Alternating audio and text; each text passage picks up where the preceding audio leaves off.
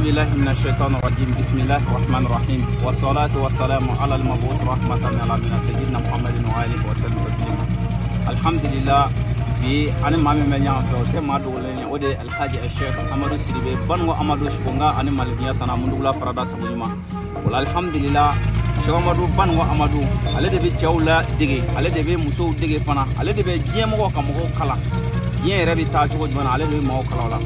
شو أمادو أنسرای ما بيولا داينا أماسي ما باشي ورلا أمانغا ميجا بلا جلي فانا أبونو سانغا تمني كماي بفتولة ميديا تورو بوفيه بانو تي في كتاسي سونما ميجا ما أما بلا جلي بوشو أمادو officially amanga abono ko kanyu fe o kan video ga partage ko sele wula da na angula kasanga belebele manuel haji Sheikh Amadou Sidibé bango Amadou ngani malbiya kana mundula farada sabonima amma sama dogorla salo anya ye Sheikh Amadou iye pro do sene nga pro e madala ni bidejere re ko len yere wulila hal tracteur fe mate bidejere ma me aya e salo ye kaba chama fara pro e ngono na ka adama de wula dige okuna nyina anye bala iye rabi manya kono bi ini veuti abe manya kono bi wanye bala bilde jari fona o rebi tongoro bi okuna abe ka du kulo gratuit ka ta dron abe ka du kulo gratuit ko na abe ka du kulo gratuit ona Sheikh Amadou ibe se da donye ko ana ina assalamu alaikum wa rahmatullah wa alaikum assalam salatu wa salam ala rasulullah alhamdulillah ami ala foka barkada ame moya kono lagine ka kote ame waro kodwari ka kote aywa ame watu kono gatala maliyo ko ame nyaro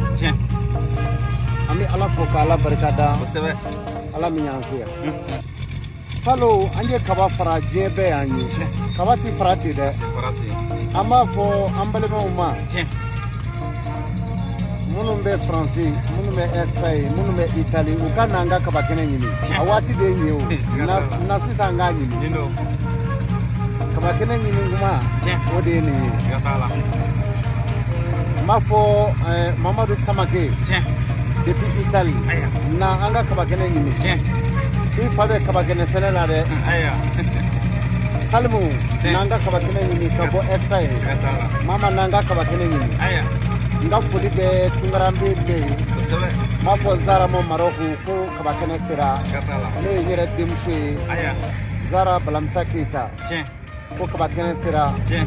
agla ka fo kulwali ko kabakene sira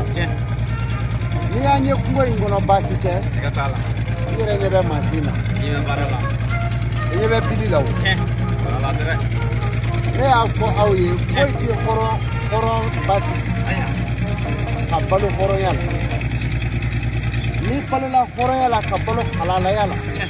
ibe ke horo ne biga halala sikatola ne sigile ma kanyina ne ma dese a engrais songo koro ne ba fe ka kaba hectare tani sen sikatala sanyo hectare nani ne kaba fo kaba hectare tan sanyo hectare nani bango kaba hectare tan mo maboya sikatala ke Bamako de ne fo bango ko de kono ndika donc Bamako o kaba tele yoro koro ko ba no la numa tese boro mono misere ba beta se hectare ki kaba mo balo dindal ka dodi islame o ma ka dodi malide o ma ka dodi nyirema ali ozo vraiment special to ndola e dodo ma aya mana udi anze bunya kono ille jari be minga sati enye bala kala jere nye bala inde ko tere to akachi ka kwesi za ka gele ke ta yuba ame shifli arosisa kanyi da alaka no to kera ni alaka te ne fa ali journal shira ni gene ka ya on a 105 km à Bamako. Mais ame bango pour de kono sa. Ate mo ogolo bango kaja no bango manja. La capitale de Bango c'est Djela. 150 km à Djela à Bamako. Donc ame Djela marakono bango. Ani kidi de Djela ya. Ama fe ka dugolo kono. Nanye dugolo kono. Ebe mi fo doni bagaw ye. Même pour Almamou ka balo hɔrɔnya la o ɲɔgɔn tɛ ne b'a fɛ ka dugukolo kɛlɛ ka balo a la bi ne bɛ min bɔ ne don o tuma na ne ko de don ala ka sɛmɛɲɛ ja ala ka sɛmɛɲɛ ja sɔbi ala nabi alhamdulillah hamdan kasira o kuna an bɛ foli di an lamɛnbaa bɛɛ lajɛlen ma ka foli di an ka abonnés ma ka ɲin'u fɛ n'u ye nin video in sɔrɔ u ka partager kosɛbɛ kuna Cheikh Amadou Baningo Amadou biwditigiya o ko